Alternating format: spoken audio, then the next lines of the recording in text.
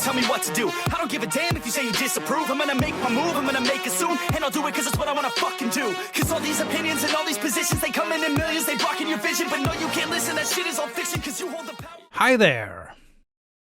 The fire movement is dead. It's all burned out. Yeah, fire is gone. The fire movement seems to have burned out over the last couple of years, and it seems to have lost its attraction among investors. Why is that? The fire idea is basically a real good idea, at least the first part. So, people should focus on the financial independence part. And if it's possible to keep living frugal, the effects are extraordinary. Well, are you afraid to admit that the fire thing you bought into sucked? As you might know, I tried something similar in a 10-year period, and a lot of this behavior paved the way for my wealth today. Granted, that was 10 tough years, but it was a sacrifice I was willing to make to become financially independent. But when you try to do something in an excessive manner, it eventually will be almost impossible to sustain. And why would you? Life is there to be lived, right? So I Yeah, feel fire like movement burned down. I Did feel- you notice? It Yeah, burned to I the don't ground. think It it's burned around possible. people's ears because they were trying to do something that wasn't sustainable. When we saw all the fire coverage in the media, they mostly focused on the wrong part. They focused on the retire early part. Most of the media coverage was about people quitting their jobs, living off dividends, and maybe, just maybe, doing something like blogging, creating videos, podcasts, whatever they really liked. But they should have focused on the financial independence part instead. Many people think fire is a lifestyle and a destination, but it's really a vehicle to achieve a goal. Fire is not the goal, or at least it shouldn't be. If you're not happy now, what makes you think you'll automatically become happy when you get rich? We live in a world where we are taught to defer our dreams into the future, and one day, just one day, we will be able to do what we love, usually when we retire. Really? It's hard enough to plan for next year. How can you even begin to think about who you will be in 20, 30 years from now? And you should also keep in mind that your body and health might not be the same when you are 50 or older. So, if we watch all the influencer media, they tell us we need to chase money, get rich fast, and live the life. So, we chase money, status, and our success, and fire can actually be a way to get there faster. I believe life is more about balance and focusing on things that really matter, like spending time with family and friends. And yes, money can make that a lot easier, but balance is key. And this is also a part why the fire movement has burnt down. Sorry, had to make that joke. The fire movement focused on spreadsheets, withdrawal rates, interest, inflation, and all in a degree of precision which required a lot of work. Very few realized that money is not automatically going to make you happy. Money will help you do the things you're passionate about, what you love to do. Balancing these is the best recipe. Here I'll plug my video about dividends, where I also touch on what you really need to live the life you really want. Only in a realistic world, not a gangster rapper, drug dealer, billionaire rich life. You need to ask yourself, what kind of life do I actually want to live? And how much money does it take to do that? Oh, dang, that's deep. So maybe watch that video after this one. And while we're at it, please leave a like. It helps others find the video and hopefully helped us all get better. Back to the fire. Haha. Why is fire burning out? Well, another part is we're all not the same.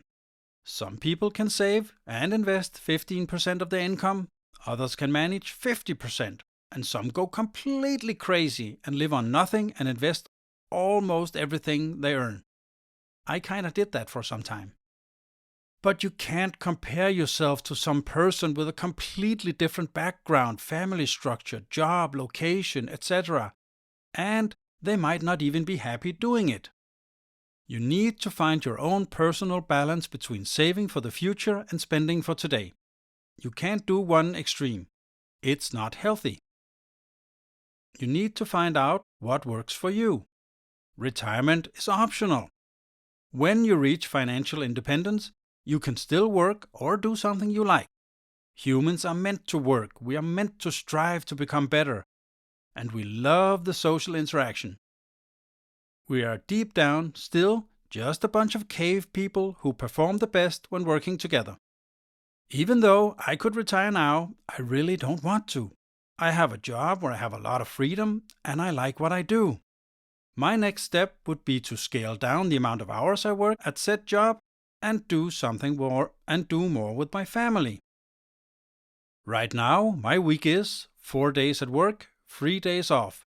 But I would like to go to 3 days work and 4 days off.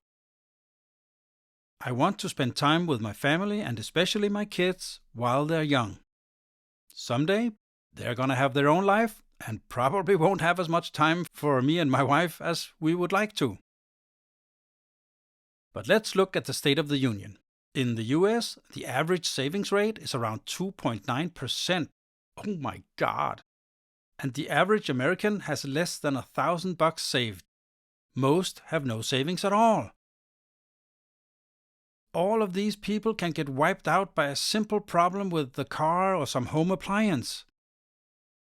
That's why the key word millionaire gets people to click the link and hope they can do the same. The videos, articles about people becoming millionaires by the age of 30 catches their attention. But people have such short attention span these days.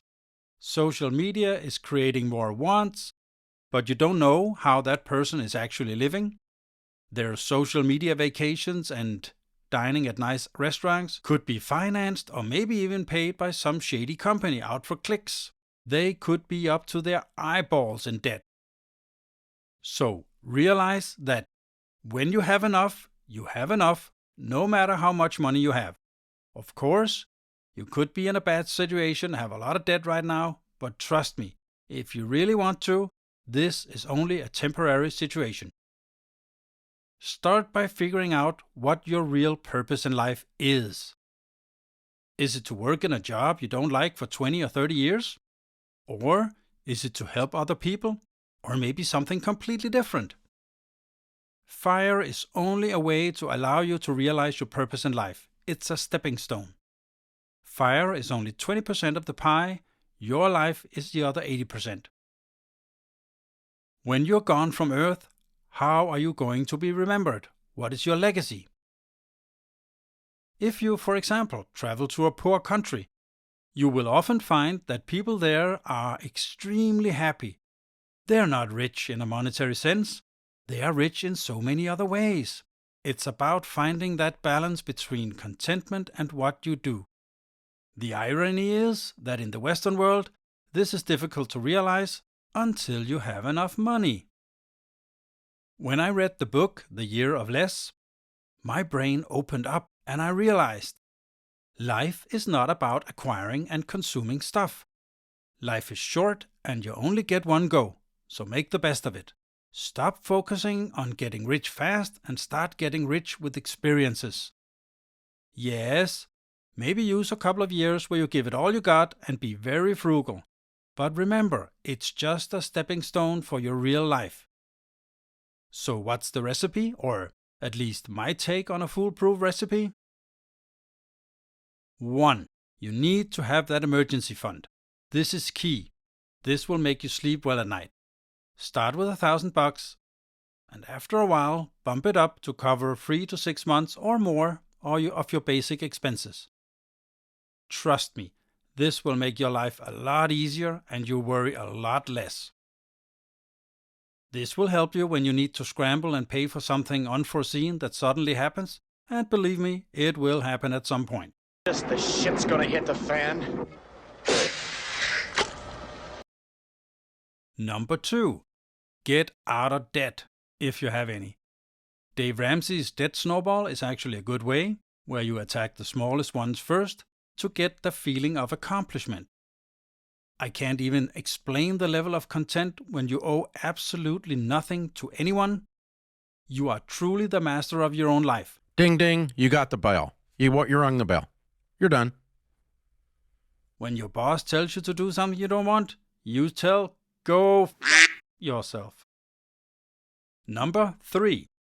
When you have the worst parts of your debt handled and you maybe only have your mortgage, start investing at least 15% of your income. Keep it simple. At this point, only use ETFs, preferably Vanguard, like VOO, or maybe combine that with a VGT, or mix some others in there. This will give you approximately 10% compound annual growth. And no, you may not start to invest in anything else or something shiny or some speculative new idea. This you can do with small amounts when you have reached your basic investing goals. If you plan to have kids, start a college fund. Even if they end up not going, that money will give them a good start in life. 5. Pay off your home as soon as you can. I did it in 10 years, and trust me, that is fantastic not having to worry about a mortgage. As Dave Ramsey says, if you follow these simple steps and live below your means, you will absolutely become a millionaire. It's only a matter of about time. And as I always say, invest $500 every month in VOO or VGT. Do this for 30 years, and you will have over $1 million in that account. Oh, yeah. The VOO is around 10% compound annual growth. VGT has given around 20% compound annual growth. So maybe split it between those two. So a 10% return should be a sure thing. And if you're lucky, 15 could be possible. And with that percentage, you will reach around 2.73 million when you're going to retire.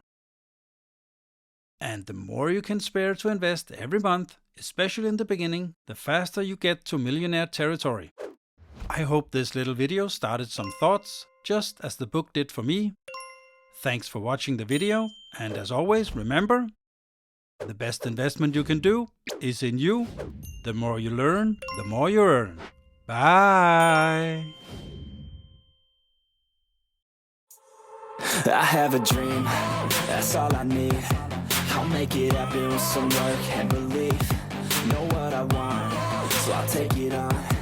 I've made mistakes, but mistakes make you strong. Let's break it down for a minute. I want the crown, I'm gon' get it. You hear me loud, man, I'm winning. Yeah, Charlie Sheen will be grinning. These ladies know that I'm sinning, and this is just the beginning. I'm closing in the ninth inning. There ain't no point in resisting.